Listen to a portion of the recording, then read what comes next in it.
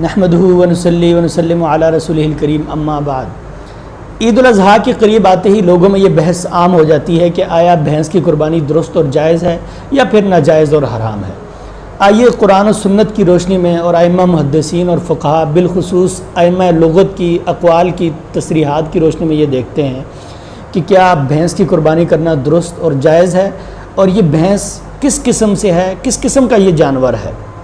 اللہ تعالیٰ نے قرآن مجید میں سورہ انعام میں ارشاد فرمایا ثمانیۃ ازواج من الضأن اثنین ومن المعز اثنین، کہ دو قسمیں یعنی بکری میں سے مذکر اور مؤنث، دو قسمیں بھیڑ میں سے یعنی مؤنث اور مذکر، ومن الابل اثنین ومن البقر اثنین، اسی طرح دو قسمیں اونٹ میں سے مؤنث اور مذکر اور دو قسمیں گائے میں سے مؤنث اور مذکر، یہ 8 کل قسمیں بنتی ہیں اور انہیں بہیمۃ الانعام کہا جاتا ہے۔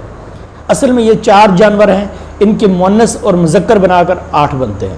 تو ان 8 جانوروں کی قربانی کرنا مشروع ہے، مسنون ہے، درست ہے۔ ان کے سوا کسی بھی جانور کی چاہے وہ حلال ہی کیوں نہ ہو اس کی قربانی کرنا درست اور جائز نہیں ہے، جیسے خرگوش ہے، ہرن ہے، مرغی ہے اور بہت ساری اقسام ہیں جانوروں کی جن کو کھانا شکار کرنا درست ہے، لیکن ان کی قربانی درست نہیں۔ قربانی صرف اور صرف بہیمۃ الانعام کی درست ہے، اور بہیمۃ الانعام وہ ہیں جس کا بھی میں نے سورہ انعام سے ذکر کیا۔ اب یہ جو بھینس ہے کیا یہ بہیمۃ الانعام میں ہے یا نہیں؟ سب سے پہلے اس بات کو سمجھنے کے لیے آپ کو اس بات کا جاننا ضروری ہے کہ یہ جو بھینس ہے یہ کس کی نوع اور کس کی قسم میں سے ہے۔ تو اس کے بارے میں ائمہ لغت جو ہیں ان کا بالاتفاق یہ قول موجود ہے کہ الجاموس نوع من البقر، یہ جو بھینس ہے اصل میں یہ گائے کی ہی ایک قسم ہے، جس طرح دمبا اور دوسرے جانور وہ بھیڑ کی اقسام میں سے ہیں، اس کی ایک نوع ہے۔ اسی طرح بکری کی مختلف شکلیں ہیں، مختلف حیتیں اور کیفیتیں ہیں۔ پہاڑی علاقوں میں بڑے سینگوں والی، بڑے بالوں والی بکریاں ہوتی ہیں، اور میدانی علاقوں میں یا صحرا میں دوسرے قسم کی بکریاں ہوتی ہیں، لیکن اصل میں وہ کہلاتی بکریاں ہی ہیں۔ اسی طرح گائے کی مختلف شکلیں ہوتی ہیں، گائے کی مختلف اقسام ہوتی ہیں، انواع ہوتی ہیں، دنیا کے مختلف ممالک میں مختلف علاقوں میں وہ پائی جاتی ہیں، چونکہ وہ صفات میں جیسے چارے میں، دودھ میں، شکل اور کیفیت میں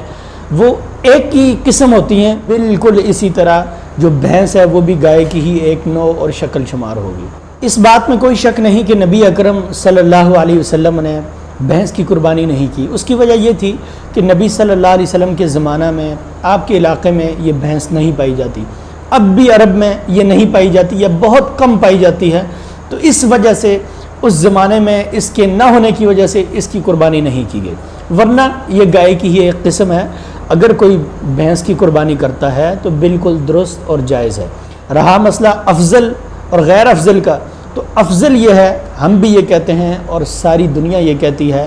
کہ افضل یہ ہے کہ آپ ان جانوروں کی قربانی کریں جن کی نبی اکرم صلی اللہ علیہ وسلم نے خود قربانی کی ہے، اونٹ کی کریں، گائے کی کریں، بھیڑ بکری کی کریں، جس چیز کی کریں۔ لیکن اگر جواز کی بات ہے تو جواز اپنی جگہ پر قائم ہے کہ بھینس کی قربانی کرنا درست اور جائز ہے۔ اگر کوئی شخص یہ کہے کہ یہ جو ہرن ہے یہ بھی بکری کی ایک نسل میں سے ہے اور ائمہ لغت نے یہ بات لکھی ہے، تو ان کی یہ بات درست نہیں۔ اس کی وجہ یہ ہے کہ جس طرح گھریلو جانور بھینس ہے اسی طرح گھریلو جانور وہ گائے بھی ہے، جس طرح یہ دودھ دیتی ہے اس طرح وہ بھی دودھ دیتی ہے، جس طرح زکوٰۃ کے مسئلہ میں ہم گائے کی زکوٰۃ دیتے ہیں ویسے ہی ہم بھینس کی زکوٰۃ دیتے ہیں۔ تو جو ہرن ہے، جو لوگ بکری کے ساتھ اس کو تشبیہ دیتے ہیں اور کہتے ہیں کہ ہرن بکری کی قسم ہے، ان لوگوں سے یہ سوال ہے کہ کیا ہرن گھریلو جانور ہے، اور کیا ہرن سے وہ فائدہ لیا جاتا ہے جو ایک بکری گھریلو جانور سے لیا جاتا ہے؟ تو آپ کہیں گے نہیں۔ تو جب ہرن اور بکری میں بنیادی فرق ہی یہ ہے کہ ایک گھریلو جانور ہے اور دوسرا جنگلی جانور ہے، تو اس لیے اس سلسلے میں یعنی گائے اور بھینس کے ایک ہونے میں کسی کو شک اور شبہ نہیں ہونا چاہیے۔ اور یہ کہنا کہ نام علادہ ہے، نام مختلف ہونے کی وجہ سے اب جو گائے ہے وہ اور ہے اور بھینس اور ہے اور ان کی قربانی درست اور جائز نہیں، یہ بات درست نہیں ہے۔